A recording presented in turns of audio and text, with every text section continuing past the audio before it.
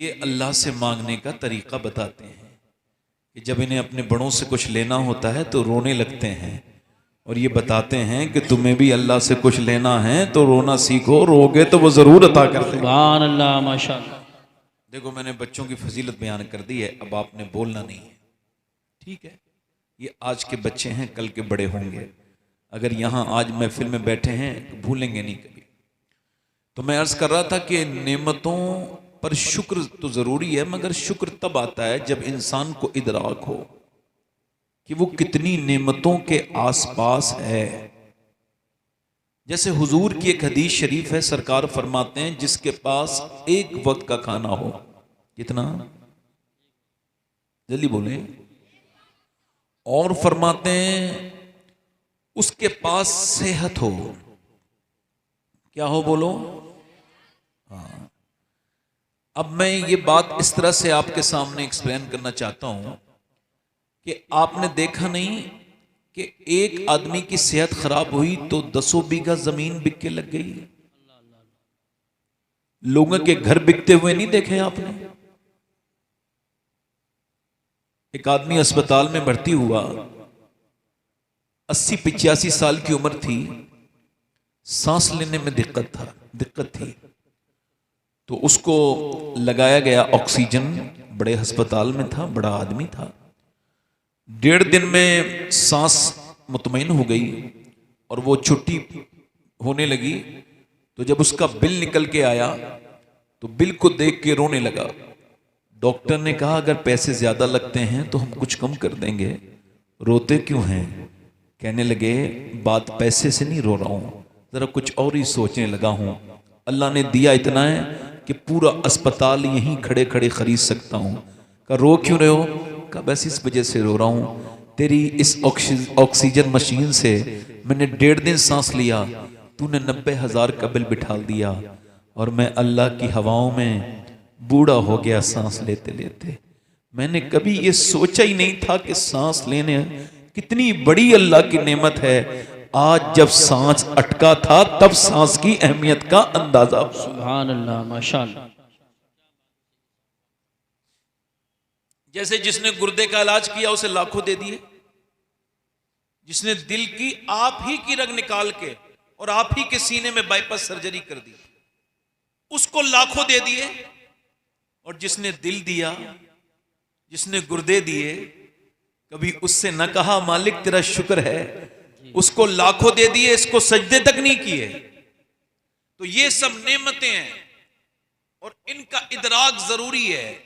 और जब ये नेमतें आप समझ लेंगे, एक बंदा जब पैदा होता है उसका एक गुर्दा अगर वो बेचना चाहे तो 1 करोड़ का भी बिक सकता है, 1.5 करोड़ का भी बिक सकता है, और अगर वो ना बेचना चाहे तो दुनिया पूरी लग जाएगी, फिर भी दूसरा ऐसा बना नहीं सकता। बेशक बेशक। एक आदमी जब पैदा होता है तो वो कितना अजीम होता है उसको खुद भी खबर नहीं, मगर अपनी सेहत पर ये चाहते हो कि नजर ना लगे, बढ़ती रहे, बर्बाद ना हो दौलत।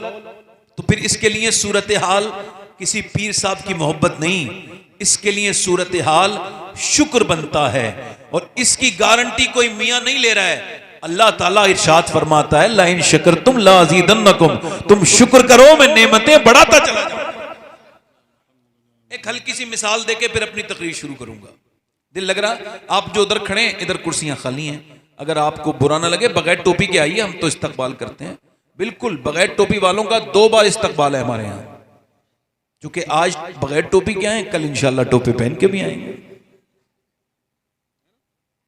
कुछ लोग टोपी वालों को जलील करते हैं, तो ये नहीं होना चाहिए। गैर टोपी वाले को नहीं, मोहब्बत से करो। मेरे हुजूर ने कभी किसी की इज्जत नफ्स के साथ कोई ऐसी बात। एक मर्तबा हुजूर अंगूर आए, क्या आए बोलो, अंगूर तो जानते हैं ना। तो अंगूर आए तो हुजूर की आदत थी कि खुद नहीं खाते थे, पहले दूसरों को खिलाते थे।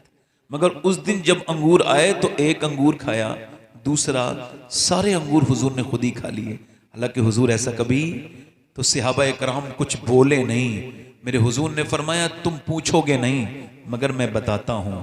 वो जो अंगूर लाया था ना मेरा दीवाना बड़े दूर से, तो अगर मैं तुमको दे देता तो वो अंगूर थे खट्टे, तुम मुंह बनाते या उससे कह देते उसके अंगूर लाए हुए खट्टे हैं तो मेरे उस गुलाम का दिल टूट जाता, तो उसका दिल न टूटे तो मैंने सारे अंगूर खट्टे थे मैंने खुद ही खा लिए। सुभान अल्लाह माशाअल्लाह।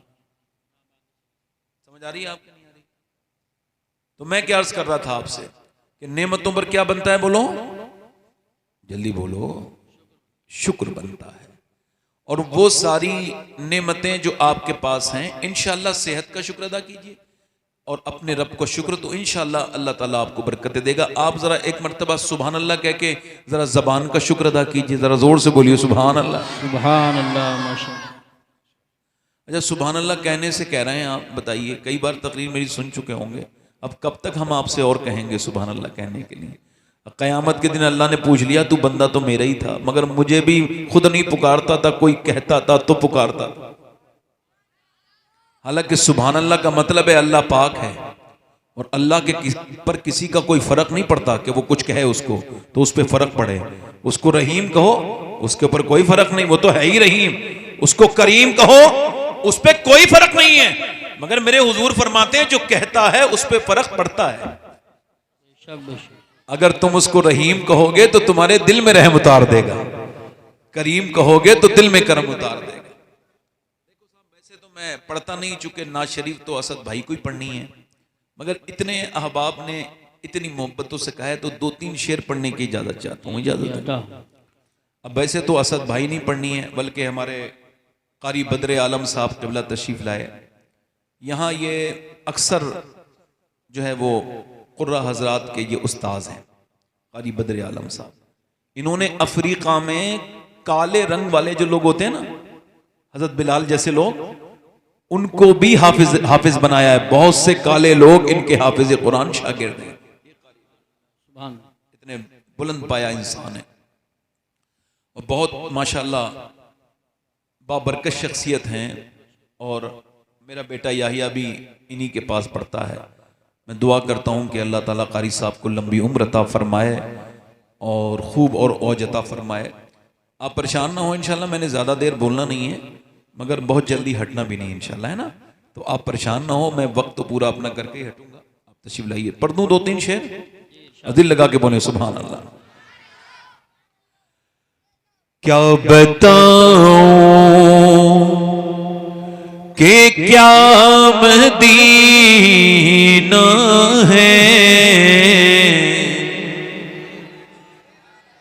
सुभान अल्लाह माशाअल्लाह। एक आदमी मदीने से आया है, वो है आशिक, उससे कोई पूछ रहा है मदीना कैसा है, तो वो कह रहा है क्या बताऊं कि क्या मदीना है, क्या बताऊं कि क्या मदीना है, क्या बताऊं, क्या बताऊं कि क्या मदीना है, क्या बताऊं कि क्या मदीना है, बस मेरा मोदा सुभान अल्लाह सुभान अल्लाह। बस मेरा मोदा मदीना। आप पढ़े मेरे साथ, सबको नात पढ़नी चाहिए, पढ़े बस मेरा मोदा मदीना। ज़बानें पाक हो जाएंगी, पढ़िए बस मेरा मोदा। सुभान अल्लाह सुभान अल्लाह। और दुनिया वाली तो दर्द देते हैं, दुनिया वाली तो दर्द देते हैं, दर्द दिल की दवा मदीना। नारे तकबीर, नारे रिसालत, नारे गौसियत, मसलके आला हजरत फैजान गौसे आजम हजरत अल्लामा सैयद शबाहत मियां साहिब क़िबला अज़मत वालिदैन कॉन्फ्रेंस। सुभान अल्लाह सुभान अल्लाह। और मदीने जाना आसान है मगर लौटना मुश्किल है, मुश्किल बहुत दर्द वाला है। मेरा इमाम कहता है, गालिब ने कहा था कि दिल ही तो है न संगो खेश, दर्द से भरना आए क्यों, रोएंगे हम हजार बार कोई हमें रुलाए क्यों। और मेरे इमाम ने उसको जवाब दिया, फिर के गली गली तबाह ठोकरे सबकी खाए क्यों, और दिल को जो अक्ल दे खुदा या रसूल अल्लाह तेरी गली से जाए। सुभान अल्लाह, माशाअल्लाह। ऐसे मदीना ना जाया करो कि बगैर ऐसी चले गए, ना कोई तैयारी, ना कुछ सीखा, ना समझा क्या अदब है, क्या करना है क्या नहीं करना है। काबे में सेल्फियां ले रहे हो, मदीने में सेल्फियां ले रहे हो, और तुम भागे दौड़े फिर रहे हो। तुमने क्या उसको पिकनिक अब समझ लिया है? चले गए, इधर की तस्वीर खींच दी, बीबी के साथ तस्वीर खींची और इंस्टाग्राम पे लगा दी, माज़अल्लाह, तौबा तौबा। शर्म नहीं आती लोगों को? तुमने मदीना देखा, जैसे गए वैसे ही आ गए। मदीना देखना है तो बरेली वालों से पूछो कैसे मदीना देखना है। सुभान अल्लाह। आला हजरत के भाई अल्लामा हसन मदीने गए, उस्ताद ज़मन, छोटे मोटे आदमी का नाम नहीं है उस्ताद ज़मन, बहुत बड़े शायर हैं। तो जब वो गए ना मदीने, तो मदीना पहले ऐसा नहीं था, जंगल में गए तो पांव में कांटा लग गया, तो उन्होंने उस कांटे को निकाला और निकालने के बाद उसको चूमा और कहा, ए खारे मदीना, खार कहते कांटे को, ए खारे मदीना पांव से क्या काम तुझे, आ मेरी जान मेरे दिल में है रास्ता तेरा। सुभान अल्लाह, माशाअल्लाह, माशाअल्लाह। मेरे दिल में तेरा रास्ता है। आप मदीने गए हैं, आपको कुछ एहसास ही नहीं मदीना क्या है। हजरत उवैस करनी अपने विसाल, हुजूर के विसाल के बाद मदीना शरीफ गए तो मदीने में उन्होंने पाँव नहीं रखा। किसी ने पूछा क्यों, रोते हुए वापस चले गए। कहने लगे, जिस मिट्टी के अंदर मेरे आका तशरीफ रखते हैं उसके ऊपर पाँव रखते हुए मुझे शर्म आती है। हरम की जमीन और कदम रख के चलना, अरे सर का मौका है, अरे सर का मौका है ओ जाने वाले। मेरा इमाम आला हजरत फाजिल बरेलवी जब मदीने गए, जरा तवज्जो तो करें, आला हजरत मदीने के मामले में कितने हसास हैं। फरमाते हैं, फिर ना करबटली मदीने की तरफ, अरे ओ चल झूठे बहाने वाले। अल्लाह फरमाते हैं, जो एक बार जाके दूसरी मर्तबा नहीं गया वो झूठे बहाने वाला है। आला हजरत फरमाते हैं, और फिर फरमाते हैं, हो गया धक से कलेजा मेरा, हाय रुखसत की सुनाने वाले। आला हजरत मदीने में गए तो आप रोए नहीं, सिर्फ आंसुओं से रोए।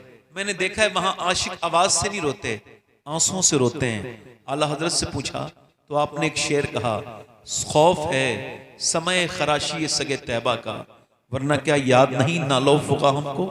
फरमाते मुझे डर है कि जब मैं रोऊं, हालांकि मुझे लोग सताते बहुत हैं, मेरा भी दिल करता है कि यार की दहलीज पे आऊं तो सारे गम सुनाऊं और खूब आवाजों से रोऊं, मगर मैं अपनी आवाज को महदूद रखता हूं, रोता नहीं, हल्के हल्के सिसकियों से रोता हूं। कहा क्यों?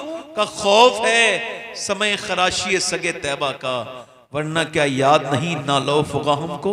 फरमाते मुझे डर है कहीं मदीने के कुत्तों के कानों को तकलीफ ना हो जाए मेरे रोने से। अल्लाह अल्लाह अल्लाह, ये है इश्क।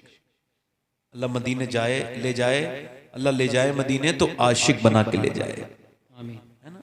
आखिरी शेर पढ़ता हूं फिर तकरीर शुरू करता हूं। एक मर्तबा जोर से बोले, या रसूल अल्लाह। उठ के जाऊं कहां मदीने से, उठ के जाऊं कहां मदीने से, क्या कोई दूसरा सुभान अल्लाह, माशाअल्लाह। पढ़ो, क्या कोई दूसरा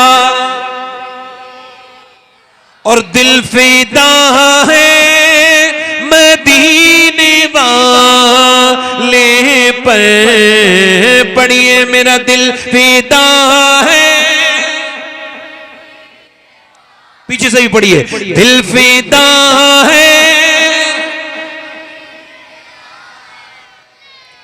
दिल फिदा है मदीने वाले मुनव्वर दिल मुनव्वर मेरा महदी सुभान अल्लाह सुभान अल्लाह वाह वाह वाह वाह। दिल मुनव्वर मेरा मदीना क्या बताऊं। सुभान मैं अल्लाह। अपनी तकरीर शुरू कर रहा हूं, इको कम करें भाई, और बाद में इस इको का याद रखिएगा, यही इको देना है असद भाई को। बहुत अच्छा माइक चल रहा है, शानदार, एक नंबर। इको कम करें, असद भाई इससे भी अच्छा चाहते हैं। देख लीजिएगा आपके यहाँ हो तो तैयारी करके रखिएगा।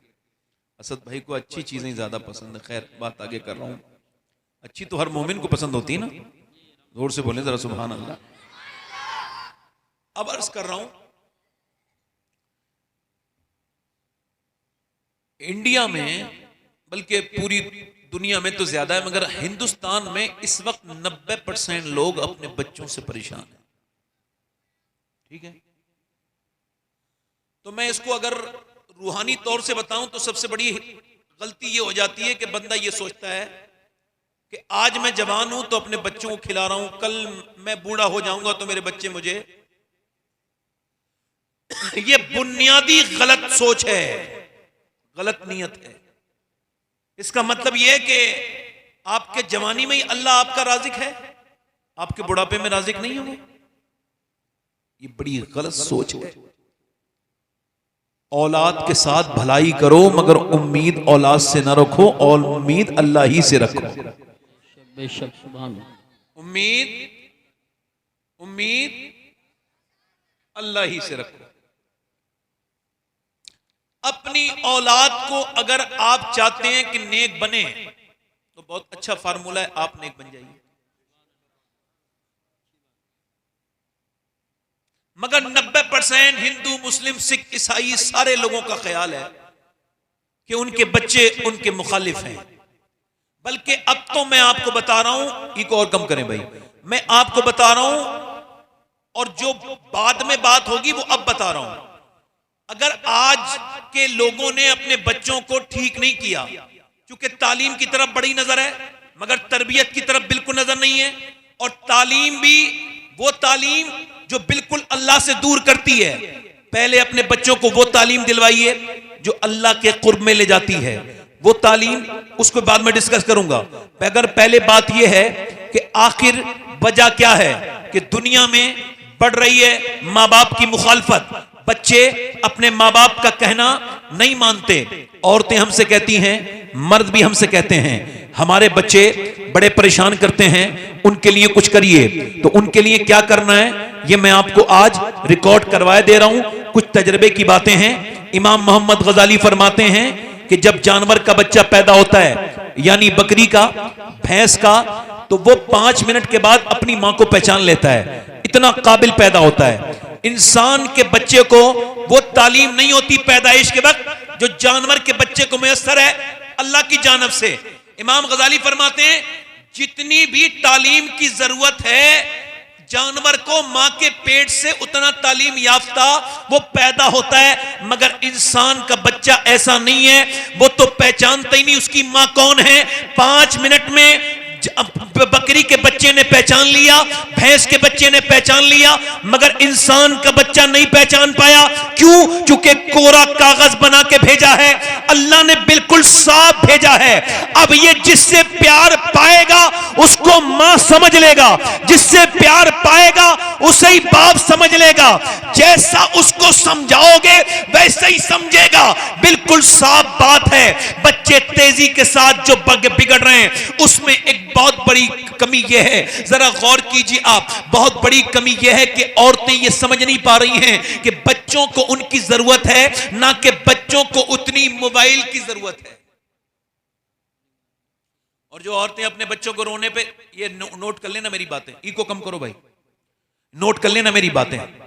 ये जो औरतें अपने बच्चों को मोबाइल देती हैं, मोबाइल नहीं दे रही हैं। कैमरेज ने इस बात को वेरीफाई किया कि जो बच्चों के रोने पर बार बार मोबाइल दिया जाता है, ये मोबाइल नहीं है, ये ड्रग्स है, ये जहर है। यूरोप में बाकायदा वार्ड बन चुके हैं मोबाइल के मरीजों के। मैं आपको एक्सप्लेन कर रहा हूं, देखिएगा। मैं कोई मोबाइल दिखा नहीं रहा हूं, मोबाइल सबके पास होता है। ये मेरा मोबाइल है, अभी मैं इसका मालिक हूं, ठीक। अब मैंने इसको अलग रख दिया, ठीक। अब मैं इसके बगैर सुकून नहीं है, बार बार मेरा दिल करता उठाऊं, देखूं। अब रिसर्च ये कहता है कि 6 घंटे से ज्यादा अगर आपने मोबाइल को यूज किया है तो अब आप एबनॉर्मल हैं, बीमार हैं। क्योंकि जब डेंगू दुनिया में आया तो उसका इलाज बना, तो उसके बाद वो जो है वो कंट्रोल हो गया। कोरोना आया, बीमारी नहीं थी, लॉकडाउन था। बीमारी आई, लॉकडाउन था, और जब उसकी दवा आई लॉकडाउन हट गया। मगर अभी मोबाइल का कोई इलाज प्रॉपर कोई इलाज नहीं है। और देखिए, ये बच्चा रोया, मोबाइल दे दिया, इसका नतीजा यहां पर कर्नाटका में एक मुसलमान बच्चा पागल हो गया। उसको डॉक्टर के यहां लेके गए, उसको सर्जन के यहां लेके गए, उसको साइकेट्रिस्ट के पास लेके गए। उससे पूछा, 6 साल का बच्चा है, तेरी मां कहां है? तेरी मां कहां है? कहने लगा मोबाइल के अंदर है। तेरा बाप कहां है? मोबाइल के अंदर है। मां रो के अंदर बोली, मेरे लाल, मेरे बेटे, तू ये कैसी बात करता है? मैं तेरी मां हूं, मैं तेरी मां हूं। बच्चा कहता है, नहीं, तुम मेरी मां नहीं हो, तुम मेरी नहीं हो, मेरी तो मोबाइल के अंदर से आएंगी। इस मोबाइल के अंदर मेरी मां है, इसी के अंदर मेरा बाप है। अब बाप भी रो रहा है, बेटा भी, अब जरा गौर करो, बाप भी रो रहा है, मां भी रो रही है, डॉक्टर की आंखों में भी आंसू हैं।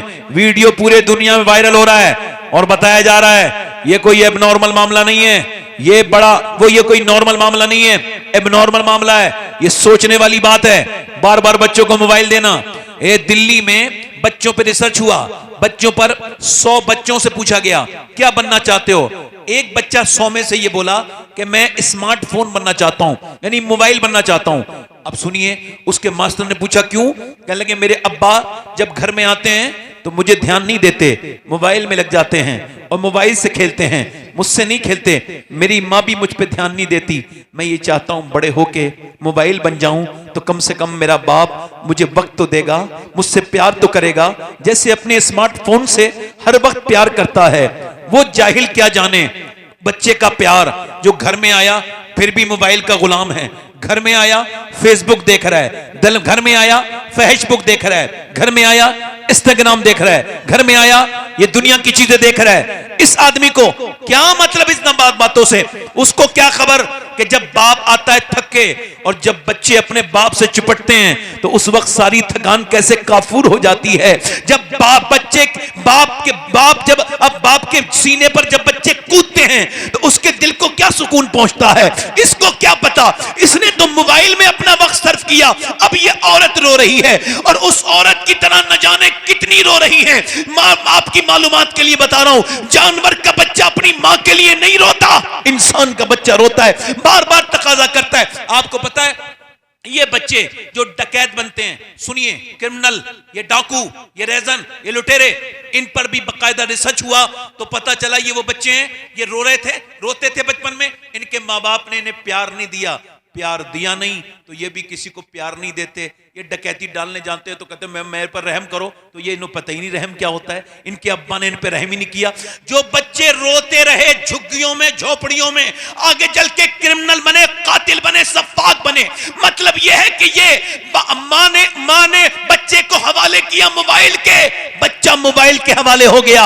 अगर अल्लाह के हवाले किया होता तो बच्चा अल्लाह के हवाले हो जाता। सैयदा उम्मुल मोमिनीन सैयदा उम्मे सलमा इरशाद फरमाती हैं कि मदीने में रिवाज था कि मदीने की औरतें अपने बच्चों को सुलाते वक्त अरबी लोरियां, जो कि बड़ी लिखी जाती थी, अरबी लोरियां सुनाती थी मदीने की सारी औरतें। मगर मदीने में एक ऐसी भी औरत थी जिसने अपने बच्चों को कभी भी लोरी नहीं सुनाई, उसने अपने बच्चों को लोरी नहीं सुनाई, बल्कि वो जब अपने बच्चों को उठाती थी तो कुरान की तिलावत करती थी, जब वो चक्की चलाती थी तो कुरान की तिलावत करती थी, जब वो रोटियां पकाती थी तो कुरान की तिलावत करती थी, जब वो अपने बच्चों को सुलाती थी तो कुरान की तिलावत करती थी। और उनका बच्चा जब बड़ा हुआ तो करबला के मैदान में उसका सर काट दिया गया मगर फिर भी नेज़े से कुरान की तिलावत की आवाज आ रही थी और दुनिया को यह पैगाम मदीने से दिया जा रहा था,